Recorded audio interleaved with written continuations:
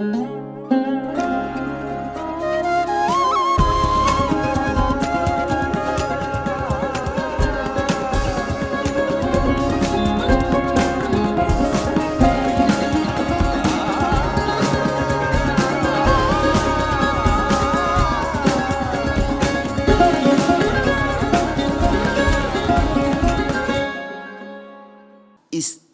her telling herself, this is who you are. Mm-hmm. We remember so that we don't lose ourselves, right? Mm-hmm. We remember so that we know who we are. Right. That makes sense? No, it does. Yeah. It does. And I think that for Nani, especially, she's in this space that she hasn't chosen to be, and for some reason she can't go back to the place that she wants to be. So her remembering is making sure that she doesn't forget who she is, because it's very easy to forget who you are. If everybody around, especially if people are gaslighting you, right, you can forget who you are. And this is the one place where she has complete, agency and complete power. Nobody can take that from her. Mm-hmm. Mm. Well, then, turning that a little bit on to you, what is, I sort of thinking about your own writing. How did you come to create and make stories and to become and become a writer? Jeez, how much time have we got? A really, really long story. But I've been very blessed and very lucky to be surrounded by writers and surrounded by, and to be raised in a family where my dream was always validated, right? So when I was in elementary school, one of my classmates was the daughter of Flora Nwapa. And Flora Nwapa was the first African woman to be published in English. And she was published in 4 years after Achebe, so I think 66 or thereabouts. But her daughter was my classmate, and sometimes she would come to school to talk to our teacher, and she would bring, because by then she had her own publishing house and she published children's books, and she would bring her own books and give us to keep us busy. And I was like, wow, this is what I want to do when I grow up. I really liked her. Yeah. And then, but how did that transfer? And so because I read it, because I wanted to be like Nwapa, so I started writing too. And I grew up middle class in Nigeria. And if you grew up middle class in Nigeria, your introduction to books is Enid Blyton books. And, so the famous Seven and all of those ones. Yeah. But Nwapa was like really the first local, writer that I knew. And I knew then that this was a dream that was possible for me, living in Enugu, being a woman, being a girl. It's so funny. I also grew up reading all Enid Blyton. I feel like they're very popular in India still. And like you go to any bookstore and it's like Enid Blyton section. Yeah. But then what was your path to sort of go? Yeah, and so I moved to. When I was in college, I met this really tall, good-looking Belgian dude who came to my room one Friday night with somebody I knew to invite me to a party. So I went, and we got married. I think it was in my third year. And in my final year, we got married. And he moved back to Belgium, and I moved with him. And my first year in Belgium, I had terrible panic attacks. I couldn't write anything. Not even for fun, I couldn't write anything. And I listened to a lot of BBC, right? They had short stories. So I'd stay in bed, unable to move, unable to do nothing, but I'd listen to the BBC. So the first short story I sold was to the BBC. And then when I started writing, and I wrote a lot of poetry in Nigeria, but after my panic attacks, the first years in Belgium, I couldn't write poetry anymore. So I started writing short stories and fiction and novels. And I wrote a short story in Dutch. I think my 3 years in Belgium, I wrote a short story in Dutch. Really terrible Dutch. It was for a competition. That's amazing. It was for a competition, and I sent it in. And they called me. The publisher called me and said, oh, wow, we really like your story. Do you have a novel? I said yes, which was a lie. But then it forced me to actually, go work on something. But that was the validation that I needed, that I could really do this thing, living in this country where, nothing I knew before mattered, right? That I could make a career of this. No, and I think that's really, I cannot believe you wrote a book in Dutch, though. That's amazing. Oh, it was a short story. Sorry, Dutch. sorry. Okay, but Yes. still. But it was very poor Dutch. Oh, that's incredible. But from there, did you always, I mean, this is something I think about, obviously, as a writer of color, and because my mom's Indian, and did you always know what your subject matter and what were the things that you wanted to write about? Yeah, I mean, I know this sounds kind of cheesy, but I think that my subject matters call me. So things haunt me, and then I have to, write them out. So one of my early novels is called On Black Sister Street, which is a novel about Nigerian sex workers in Antwerp. And I wrote that because one of the biggest cultural shocks I got was passing by train stations and I think it was Brussels North. And it doesn't matter what time of day you pass by Brussels North, you see these women in display windows, right? And then going to Antwerp and seeing, black women like me in these display windows. And then hearing that 90% of those women were from Nigeria. So I was haunted so much, that I decided to do research. And so I went to the red light district of Antwerp. And I talked to some of the women in the windows who would talk to me. And I went to a cafe that the undocumented women work out of. And spoke to the Nigerian women there. They were all Nigerian women. All of them, 100% of the women I spoke to were all from Nigeria. And they thought I was a new girl. And I was like, okay, this works for me, So, and so because I wanted to hear their stories, because I wanted to know why anybody would leave to end up in Antwerp and end up in the red light district. So I was very interested in their stories, and that translated into a novel, right? And then the middle daughter, again, Hades and Persephone, but then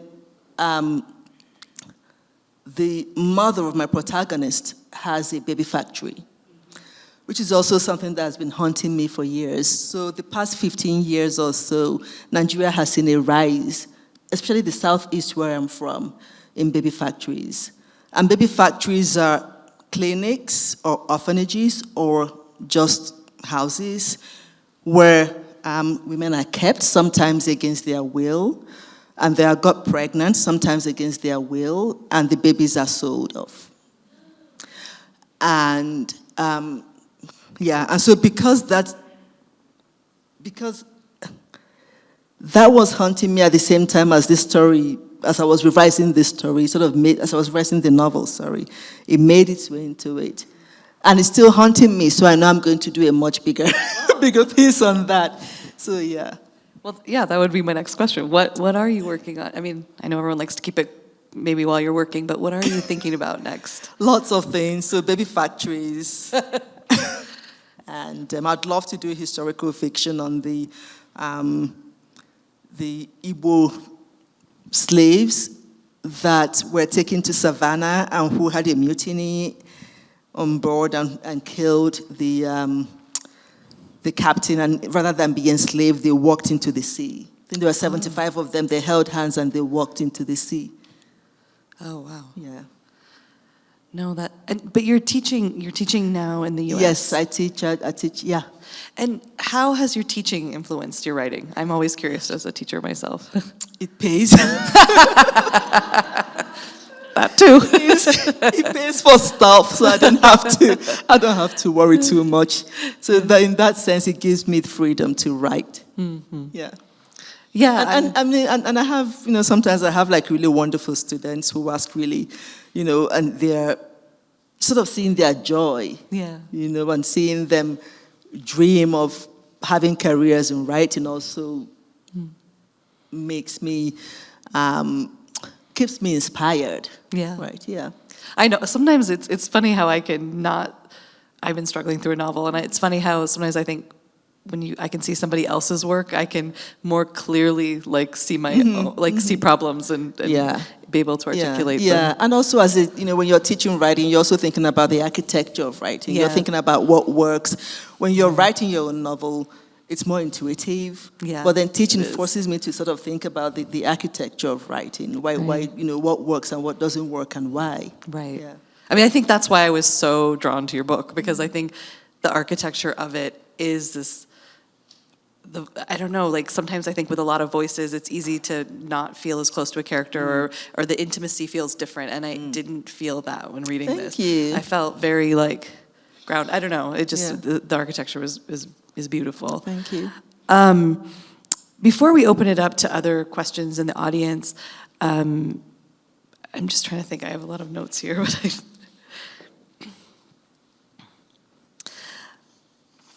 I think, lastly, thinking more about your childhood, you talked about Enid Blyton and your classmate's mother. Were there other books that really, as you came up, that sort of influenced a lot of your writing? Jeez. So I'm not sure if this is something that I started articulating in hindsight or if it's something I articulated back then. But I read a lot as a kid, right? So I'd read anything and everything, and people would come up and give me books to read. So when I was about 8 years old or so, somebody gave me a small book to read, right? And I come from a very Catholic home, and my mother always told me, if you're good and when you die, you go to heaven and you have lots of ice cream. My favorite was vanilla ice cream. So she said, you have lots of vanilla ice cream in heaven. So I really, wanted to, I was a good girl, right? And then somebody gives me this book that it's nonfiction, and I forget the title of it. I don't want to ever remember it. It was really a pamphlet, right? And it came from America, this book. And what the book did was, the whole thesis of it was to explain why Africa was in such a mess. It was maybe 40 pages. Okay. And basically, it said that, and it was supposed to be a Christian book, right? And it said that when Cain killed Abel, so if you know, for those of you who are not familiar with the Bible, Cain murdered Abel, his brother, and he was punished and he was sent off into the wilderness by God. And there was a mark put on him. And this book said that the mark put on Cain was a black skin. And so it didn't matter how good you were as a black person, which was what I got from the book. You could never end up in heaven. And your country is always going to be a mess. And you'd always have, really shitty heads of state. And it traumatized me. But I was also at an age where I wasn't mature enough to question what I read. I thought the written word was sacred. Anything that was written was true. And soon after reading this book, I'm the sixth of 7. And luckily for me, some of my siblings, don't enjoy or didn't enjoy reading back in the day. And so they would give me their textbooks to read. And so one of my sisters, her textbook was Chinua Achebe's Things Fall Apart. And so she's like, Chika, here, read this and tell me what it's all about. So I read Things Fall Apart. And it was like a spiritual awakening, right? So for the first time, I was reading a book in which what I was enough, right? And for the first time, I was reading a book where colonization wasn't presented to me as a force for good, right? And Africa wasn't presented to me as this black void. I was 8 years old, I was in elementary school, and everything I had read up until then told me that my history did not start until 1914, when Lord Lugard amalgamated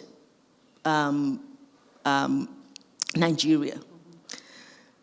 And anything beyond 1914 was just like this black, there was nothing. And so Things Fall Apart was that book that really changed me and made it possible for me to think that the other book I'd read about Cain and Abel was rubbish. Yeah. It's so interesting because I feel like in a completely different way. I grew up in Wyoming. Like, I just never met myself on the page ever. Like, I never, and it's such a weird thing to grow up, like, because I read Enid Blyton, because I read, like, all these, I mean, I love them, but I wasn't in them. And it is, like, mind-blowing when you actually see yourself on the page. Yeah, absolutely. Yeah, and for me, Achebe was that book. So even though it wasn't, it was set in the past, pre-colonization, but it was exactly what I needed. Because everything I'd got before then, so social studies, there was no Nigeria before Lord Lugard, there was no River Niger before they started naming all of these things, all these young adventurous men coming into Africa and then deciding to name things. So it was as if those things did not exist before they came, right? Yeah. So, in thinking about your own life and that you went and you've lived in Belgium, you've lived in the U.S. now, like, do you think of Nigeria as a character as important as as Nani? For me, Nigeria is home. Yeah. Not I haven't lived in Nigeria in 20 odd years, but I try to go back as often as I can, even if it's just for a week. And as soon as the plane lands at Murtala Mohammed Airport, I just have this feeling of, yes, I'm home, right? So Nigeria will always be home. The other ones that, Atlanta is home at the moment, and Belgium was home for 19 years. And when I go back to Belgium, I feel like I'm returning, right? I was in Belgium most of the summer. I feel like I'm returning, but Nigeria is the one place where my heart is like, yes, this is where you belong. I will never go back to live in Nigeria. Yeah. And I know that, I'm aware of that. But it doesn't negate the fact that that is the one place where as soon as the plane lands, it's almost instinctive. Right. I can't, it's just like, it's reflex, yeah. That's interesting. I find that interesting. I guess I'm thinking about it even for my own self, or just as a writer of color, like how I know some people prickle when they say, like, I know some of my friends who don't want to be called like an Indian American writer or don't want to be called a Nigerian, but I definitely, like, I know that's what I always want to write about. Like, I know India is like what I care about. Yeah. No, I mean, I don't mind having a hyphenated identity, because that is what I am. And I feel that, in Belgium, one of the things that I don't put on my bio is that I ran for elections in Belgium. Oh. Yeah, I was a city councillor for 3, 4, 5 years. It's amazing. I didn't enjoy it because my party were in the majority, and all I had to do was say yes all the time. And then one day, it was argument over whether or not to raise the taxes on trash bags. I'm like, you know what? I have better things to do. But anyway, but I don't think that I could have run for elections if I wasn't thinking of myself also as Belgian. Like, I live in this community, I pay taxes here, right? So I belong here. And if I belong here, then I should also, put myself into spaces here that matter. So I don't mind having a hyphenated character. I've been hyphenated identity, sorry. I've been American now for 2 years, right? No, a year, actually. I got my citizenship last year. So, and I pay taxes here, right? So these are all parts of my identity, right? So whatever it is you call me, Nigerian, American, Belgian, whatever, I take all of it. These are all parts of my identity. And because they're all parts of me, I fight to be put into spaces like I belong in those spaces too, yeah. Yeah, that's amazing. I want to open it up. Sorry, I know we have a little bit of time, about 15, 20 minutes. Open it up to the audience to ask questions. Lights on. And I think there's a microphone. Yeah, if you... Thank you, ladies. Interesting discussion. Back to identity, I wish you could speak a little more to what you mean in your title, The Middle Daughter. We have a lot of mythic ideas about the oldest sister, the middle sister, the youngest sister, which I am. And I'm curious what you would say about the middle daughter. Is that who you are? No, I'm the 6th of 7. Excuse me. But thank you. But So Nani in the novel is the middle daughter, so really basic. But also because she's the middle daughter, it also affects the way that she relates to her parents and to her other sisters. And there is something about the middle child that is almost as if you're forgotten, right? I mean, I have a friend who's a middle child and who said that her two sisters would always tease her that she was adopted. Because the first child, they had lots of pictures of her. Second one, well, the third one, lots of pictures of her. And so, so there's something about being the middle child that makes you feel, and you're sort of like a mediator as well, right? And so Nani in the novel finds herself also acting like, having to mediate between her sisters and between her parents and her sisters. Does that make sense? Yeah. I had the opportunity to read a kind of anthropological, archaeological history of the evolution of the Persephone myth. Mm-hmm. And interestingly, and this begins about 3,000 or 4,000 BC. And interestingly, in the beginning, there was no Hades character. Mm-hmm. Hades isn't there, and Persephone and her mother are queens of the underworld, but seen in terms of sort of Mother Earth. Mm-hmm. They are the rulers of Mother Earth, or not the rulers, but the symbols of Mother Earth. Yeah. And then as class society develops after agriculture and so forth, the Hades takes over. Mm-hmm. in the actual evolution of the myth. Mm-hmm. And so in some ways the myth itself is sort of raped. Yeah. It goes through this evolution in which it becomes this evil man who's the dominant. Yeah. But I wanted to ask, this is probably a classic myth. Do you know if there's African equivalents of the Persephone myth, and if they have a similar evolution? No, I don't. I mean, I can only speak for Nigeria. No, I don't think that there is. No, but I like the idea of that evolution, and Persephone and Demeter being sort of queens of the underground, because in my culture, the goddess of the earth is the most powerful deity, and that's a female deity.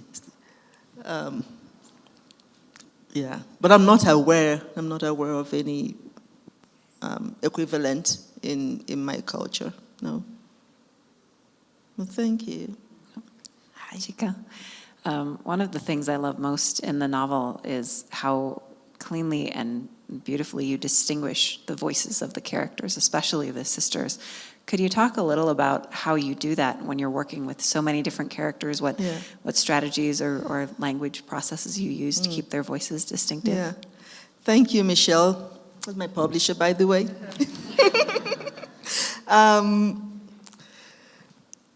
So when I'm writing my characters, the only way that I can really keep them apart or tell them apart is if I can imagine them. And the only way for me to imagine them is to be them. And so when I'm writing each character, I'm actually that character, and I'm hearing that character's voice, and I'm just a medium transcribing that character's voice, right? There's something mystical about it, and I know it sounds gaga, but it's the truth. That is how it works for me, right? Yeah. And the times I've tried to be like really intentional without seeing the characters in my mind's eye, I haven't. It hasn't worked out well. So when I'm writing Ugo and her giddiness, I have to see her. She's like clear to me, and I have to be Ugo. And when I'm writing Nani, which was the most challenging to write because I wanted an ancestral voice that was both young and wise. And the earlier drafts had written her in a very, really wise voice, but it sounded too old for her.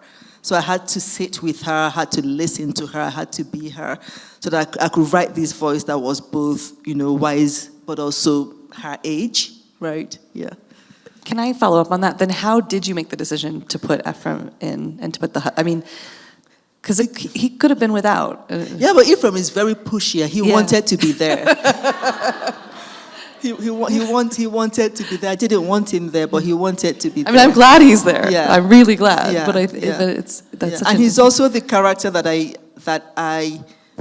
I'm still not sure if Ephraim believes half of the things that he says. You know, I don't know.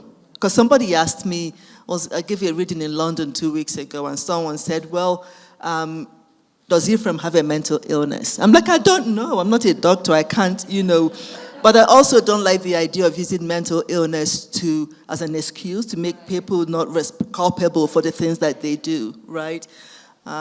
Yeah.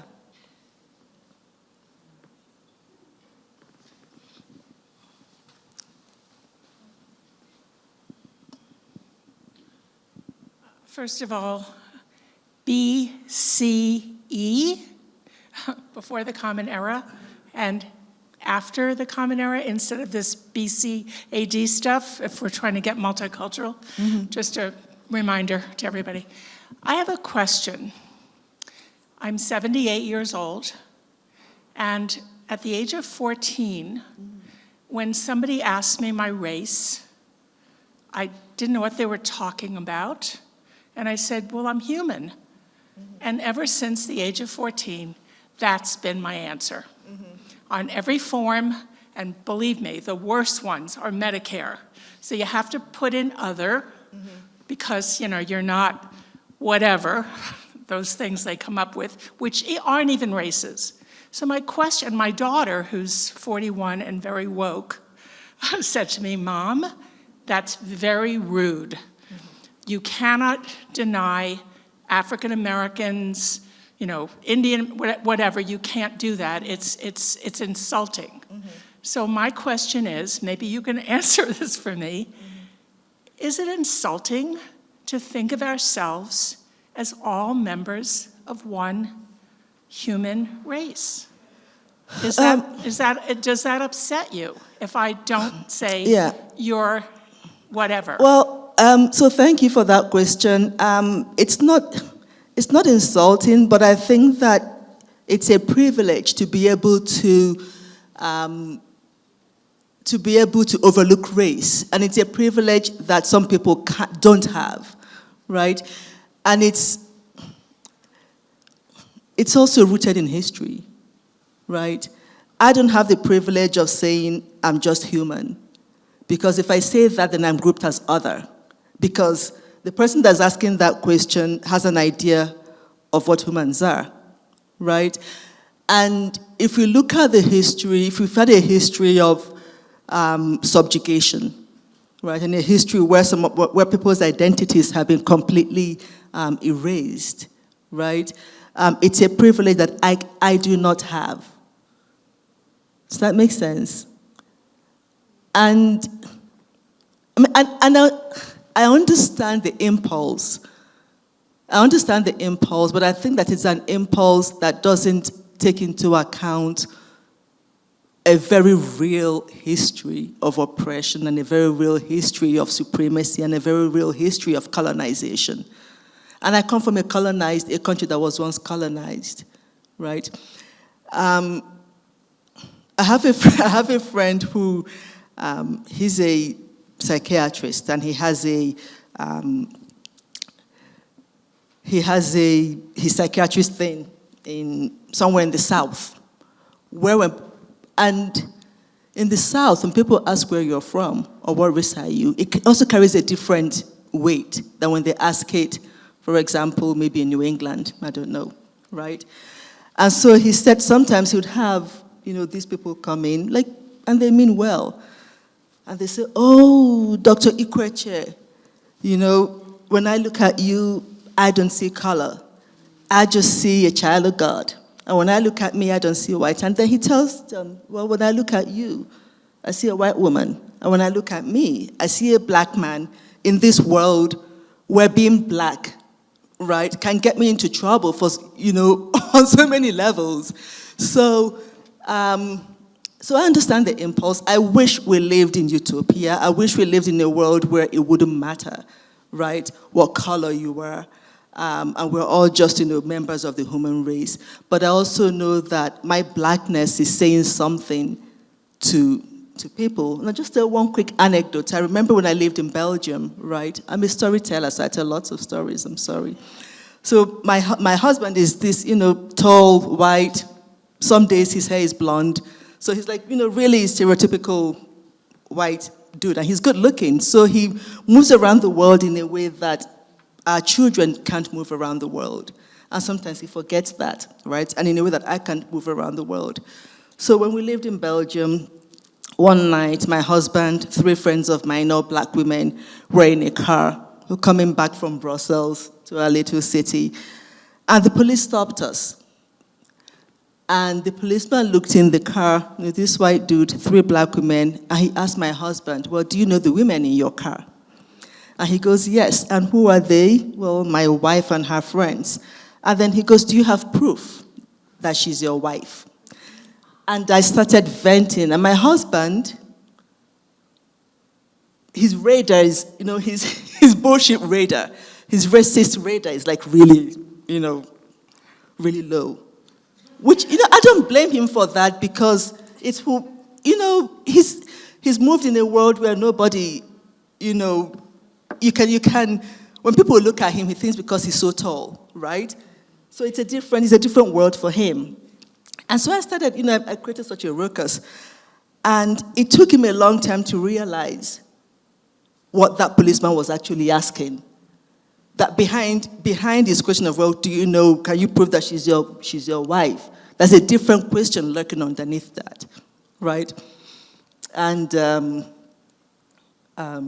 anyway, so luckily then I was still a member of the city council. So I went back and I wrote to the police commissioner and I said, your men did this. And he wrote back to me and said, oh, he didn't know you were in the city council. And I'm like, but he didn't have to know. That's a very convoluted way of answering your question, and I feel like I've gone off on a tangent, but I'm sorry. But I can tell you, Yeah. I'm so many races that I Yeah. have to say human, okay? Yeah, absolutely. My father came here from Sicily, Mm-hmm. and on the manifest, Yeah. he's identified with the N-word, Mm-hmm. okay? Yeah. My cousin is Sikh, or was Sikh, Yeah. from Punjab. Mm-hmm. The family that decided not to recognize him Yeah. called him the N-word. Yeah. So we've got to stop. It's always been there. I lost family in the Holocaust. Yeah. My Yeah. mother's side is Jewish. So we've got to stop. We've got to stop. Yeah. If enough of us who are conscious enough, Mm-hmm. my sister, I have a half-sister who's black. Her mother is black. Mm-hmm. I don't call her black, but, I will if that's what Deb wants. She's, in her DNA, she's 68% Sicilian. Mm-hmm. I'm 48. Mm-hmm. Yeah. So we've got to stop. I would like to, sorry, I'm going to interrupt this, and I'm going to say there are a lot of us who are identifying as white, others who are identifying as black, and our genetic is such that we may have a lot of ancestries, but we're still identifying as white. And in this world, that's a huge privilege. And But I also think that identity is something that you choose for yourself, right? Even though, you choose it for yourself, but also some people don't have the, how do I put it? We know about the 1% black thing, right, in the States. You choose it for yourself, but society also decides what you Exactly. are. And you don't have the privilege of saying that you're not that society has decided that you are. And the way that you're treated, if I walk into a store and I'm followed in a store, which happened a lot in Belgium, right, they're not following me because I'm a human being. No. They're not following me around because they know me. They're following me around because they have seen this color and this means something to them. And I can say I've never been followed in a store. I'll just stop it at that. You have another question?